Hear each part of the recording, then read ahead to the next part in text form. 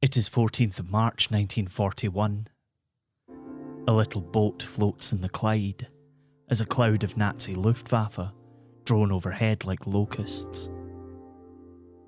A fleet of yachts and pleasure craft had been converted, outfitted with anti-aircraft guns to form the Clyde Boat Patrol, a flotilla designed to keep an eye out for U-boat periscopes, floating mines, and fire watch over the docks and factories up and down the river. Most of the time, though, it's pretty mundane, as Jimmy McEachran remembers. Our job was indeed to river patrol, spotting for mines after a raid, chasing away anglers among the low-tide sandbanks, as often we'd see a cigarette being lit. Bearing in mind the Clyde in wartime darkness, a light could be spotted miles away. There's no need for a fire watch at Clyde Bank tonight. You can't miss it.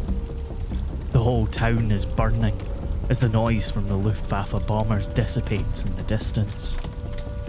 They've come to the outer reaches of their range to show Scotland that it isn't safe.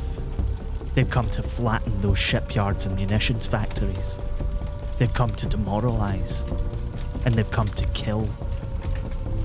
Over 2 nights, the Nazis' air forces dropped hundreds of tons of bombs and over 1,000 incendiary devices. Of 12,000 houses that stood in the town, only 8 remain undamaged. This is a result of the tight mix of housing and heavy industry. The total spread of all the housing in the town was only about 1.5 miles. And in the 2 nights of the Clydebank Blitz, the Nazis levelled the town and started a fire at the nearby oil storage plant that would rage for 4 weeks. The men of the Clyde Boat Patrol just had to sit there, impotently firing their short-range anti-aircraft guns into the sky as the Nazis inflicted staggering amounts of damage and killed their friends, killed their families, took 528 people away. This is Scotland, a podcast about history and where we made it. I'm Michael Park. This episode is a few little stories about one building in Glasgow. And the first has its origins that night as Clydebank burned. In the centre of Glasgow in 1941, there are 3 major railway stations within a 10-minute walk of each other. Queen Street sits just off George Square, serving the Highlands and connections to Edinburgh. Central Station connects Glasgow with stations in the south of Scotland and England. Both of them are still there today. But in St Enoch Square, where the huge glass pyramid of the shopping centre stands now, was St Enoch's very own mainline railway station, which served the southwest of Scotland. It rose up on a platform, with shops and merchants in the arches underneath. The adjoining hotel was the biggest in Glasgow when it first opened, with 200 rooms, and it was the first to be illuminated by electric light. St Enoch Square in the early years of the 20th century was a sight to behold, with a huge church, the little sandstone headquarters of the subway in front of it, and this incredible station and hotel, dwarfing the hustle and bustle of city life below it. But it is 1942 now, and the bustle of the city is cowed somewhat by the continuing war and the fear of Luftwaffe air raids. In the St Enoch Hotel, the Royal Navy have moved in and created a shore installation called HMS Sparshet, which is responsible for the Clyde Boat Patrol. But it is in the confines of Room 504 that Lieutenant Commander Edward Sager is carrying out the other role of Sparshet. The room is converted into an office and becomes his de facto home during the war. It has a safe, a little desk, a chair, a camp bed, pretty uncomfortable considering it had literally been a hotel up until that point, and a scrambler telephone with a direct line to the Admiralty. Room 504 is the Clyde intelligence system, and Edward Sager loves to get out onto the street, into the pubs, down to the docks, and listen. He'll listen to anything. Rumours, hearsay, snippets of rumours, rumours about rumours, tales both tall and true. The diligent Lieutenant Commander takes them all back to Room 504 and writes them up. He speaks 7 languages, so listening to everyone and anyone isn't a problem. He's creating a network of sailors and businessmen down by the waterfront, and what Sager can't hear himself, they'll hear for him. And it was from them that he heard a story about a neutral Portuguese sailor who had gone to visit with family in the Nazi-occupied Netherlands. His family were working for the Philips Company, which had been taken over by the Nazis to produce something for their war effort. The sailor told his new friends that it was vacuum tubes, the kind you found in radio sets. Commander Sager found that very interesting indeed. He beavered away into the night, piecing together snippets and rumours and tales tall and true, until he had a clear picture of what was going on. Then he picked up the scrambler phone, and on 6th of December 1942, the Philips factory in Eindhoven, which was producing the vacuum tubes that tank and infantry radios relied on to operate, was put out of action in a night air raid. If you enjoy this show, then please support us. Give us 5 stars on your podcast app of choice and tell your friends about us on social media, or, if you're into that kind of thing, in real life. It really does help get the word out and ensure that we can keep making episodes of Scotland. We really appreciate it. Thank you.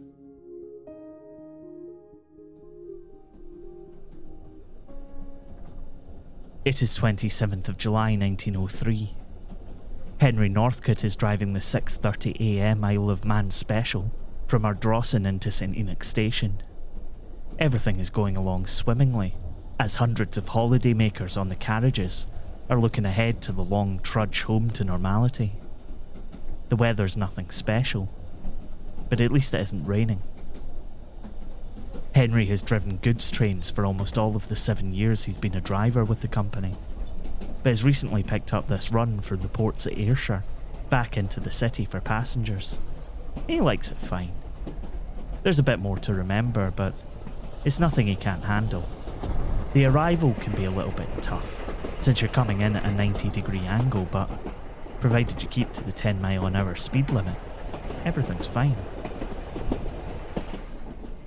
Except, Henry is running at 12 miles an hour as he arrives in the station that morning.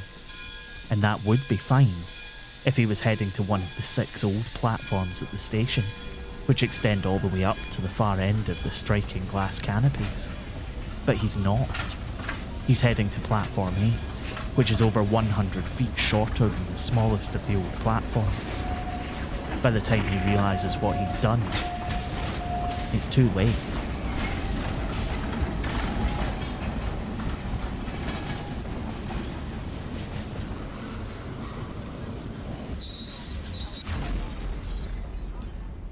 The second carriage from the front was completely wrecked.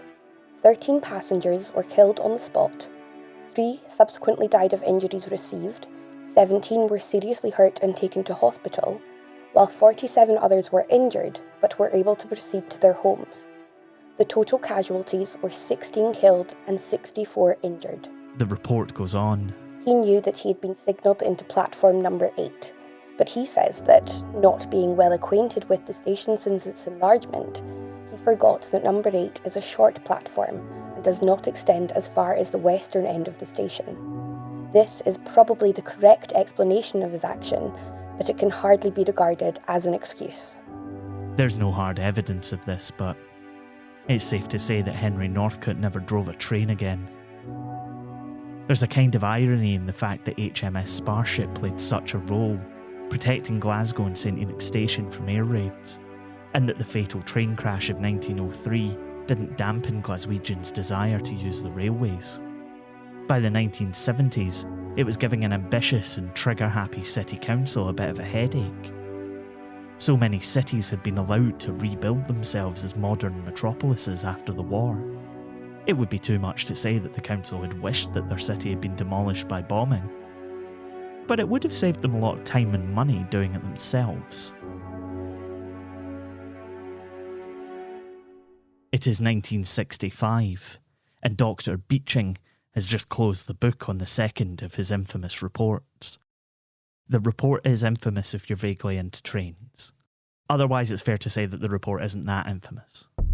Basically, in order to make the nationalised British Rail more efficient, he had recommended that 2,363 stations and more than 5,000 miles of railway lines should be closed, amounting to 55% of stations and 30% of all of the track in the UK.